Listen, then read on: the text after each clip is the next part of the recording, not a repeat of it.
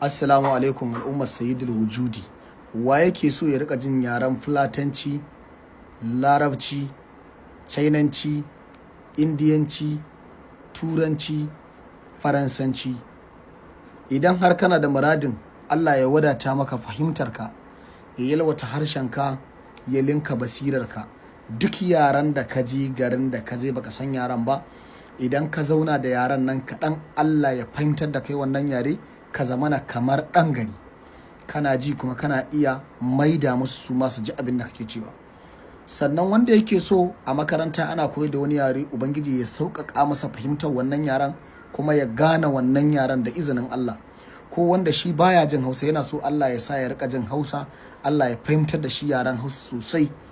Ko kuma a nan gida Najeriya kana so Allah ya fahimtar da kai yaren Yarabanci ko Inyamuranci ko Igalanci ko yaren Igbo, ko kana son yaren Zabarmanci ko kana son yaren Buzanci, duk yaren da kake so Allah ya sauƙaƙa maka fahimtar shi albarkan manzon Allah. In kayi wannan sai Allah ya sauƙaƙa maka fahimtar wannan yaren. Kuma in dai har ka fara yin wannan abin da na faɗa maka, duk abin da ka sa gaba sai Allah ya wadata fahimtar ka akai.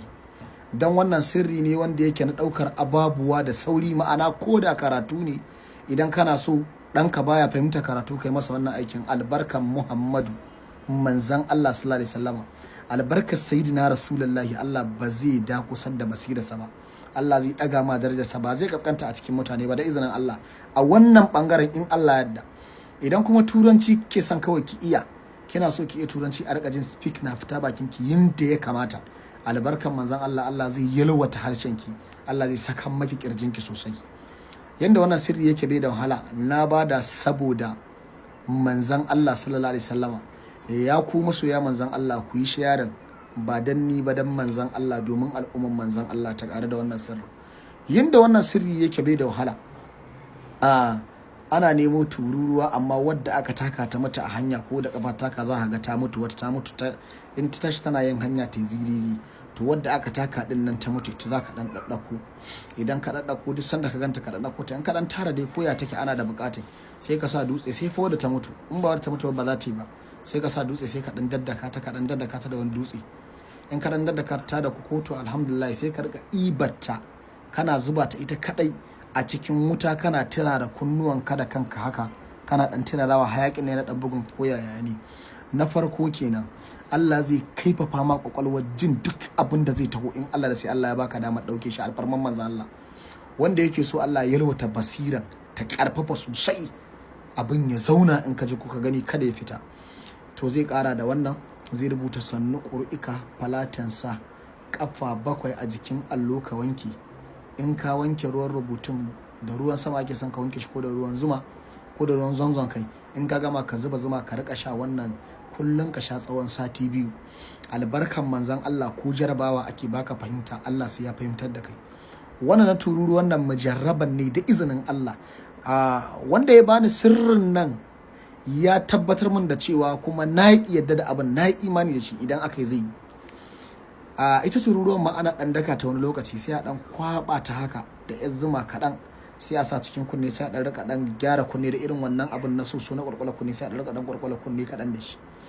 To albarkan manzon Allah, Allah zai wadata ma fahimtar ka sosai. In za ka kwanta bacci za ka rika wannan, amma a ƙona ɗin wallahi ya fi shiga sosai, ya fi shiga sosai. Idan so kake ka haddace alƙur'ani, ka je kai wannan. Idan kai wannan zaka ke mafarkin kiyasu yana shiga hancinka, tururuwa na fita kunnanka, albarkan manzon Allah.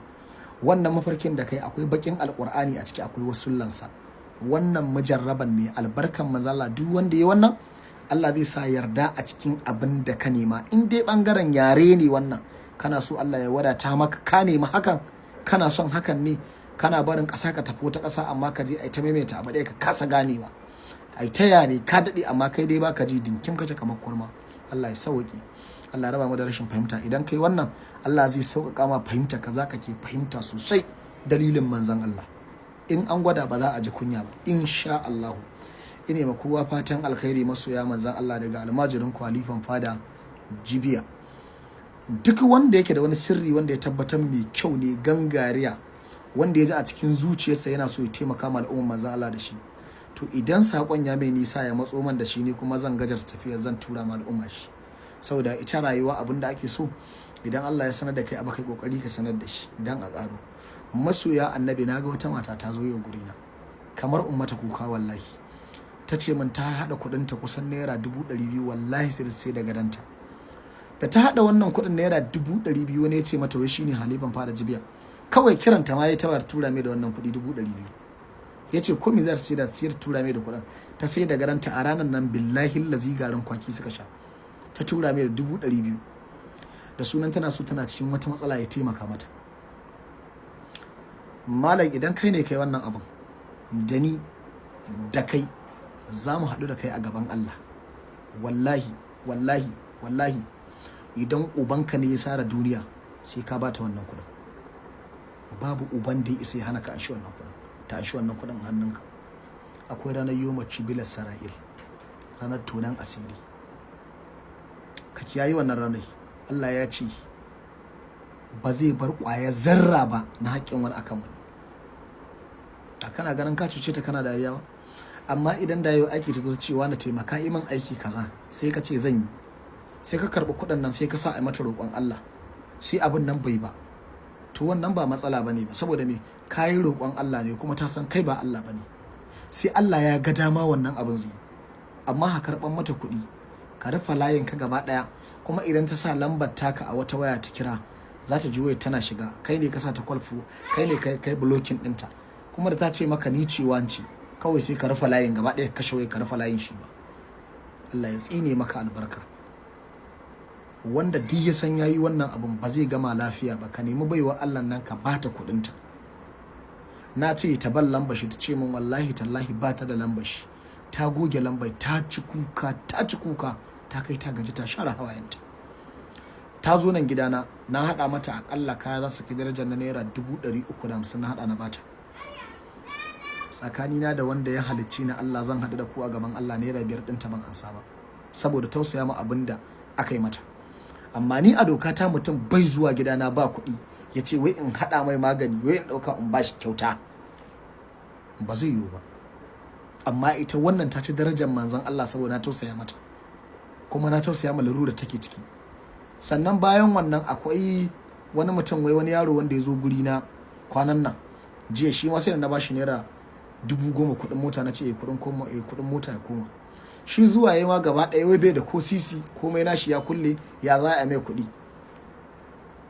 In ina kuɗi kai ka isa ka gani ma kaina mana, waye ni ma sirrika ne nake ɗauka ina amfani da su, Allah na rufa asiri na. Kai ma ka je ka ɗauka, ban ma ruwa ba na baka. Sai abu na biyu, wani shi kuma wai yana min magana a WhatsApp, wai dan Allah dan Annabi in taimaka mai da wani abu, in taimaka mai da 'yan kuɗaɗe da Allah, yana cikin wani hali da Allah in taimake shi. Na ce masa to ni sirrika nake bada, ni ba dan siyasa bane, ni ba kuɗi nake rabawa mutane ba, wai ni ba masoyin manzon Allah bane ba in taimaka mai mana. Na ce mai to in ni masoyin manzon Allah ne sai na ce ban yi niyyar baka baya zaka da ni. A ina aya ta zo ko hadisi cewa baka yi niyyar ba? Innamal a'malu binniyat wa innama ala kullu mar'in ma nawa. Dukkan aiki in kai shi Allah bai ansa ba, bai inganta ba sai in kai niyya. Kawai shikenan sai kai kwance ka ce kai ba za ka yi aikin komai ba, kawai ka rika kiran mutane kana cewa a tura ma kuɗi saboda kare na mutane wayo. Kawai kai kwance ka ce wai mutum wai da Allah turo ma kuɗi, ba za ka tashi ka nema ba da ranka da lafiyarka da komai naka. Ina aka taba haka? Duk wanda zuciyar shi ya saba da haka ya mutu, haka zai ci gaba da rayuwarsa. Kuma da haka ko da girma in aka fara, in ya fara samun aiki, fara samun promotion, zai rena abin da yake samu, kwarai ya kwance kawai ya sarara a dau kuɗi kyauta a bashi. Akalla yanzu kwana na 14 bana kwana a gidana. Ga gidan nan, ga ɗaya gidan nawa da ke gida biyu ne suna fesun juna wanda suka zo sun sani, amma bana kwana a cikin gidan, ina kwana a wani ɗaya gidan saboda aikin mutane. Billahi lazi na yi kwana sama da 15 ko kuma 13 ko 14 a idan nan nawa, ban yi bacci ba da dare tun daga in aka ce ma magarba ta yi ba zan ƙara kwantawa ba sai garin Allah ya waye sai na yi sallah asuba saboda ayyukan mutane. Sai duk in gama aikin kai ka sha baccin ka zo ka kira ni ka ce da Allah ya taimaka in turo ma kuɗi saboda ka rina min wayo. To in za ka ɗau sirri ka ɗauki sirri, in ba za ka ɗauka ba ka bari. Kawai ɗan iska ya ce ma shine ni baka bidiyo call da shi ba, ka tura min kuɗi mun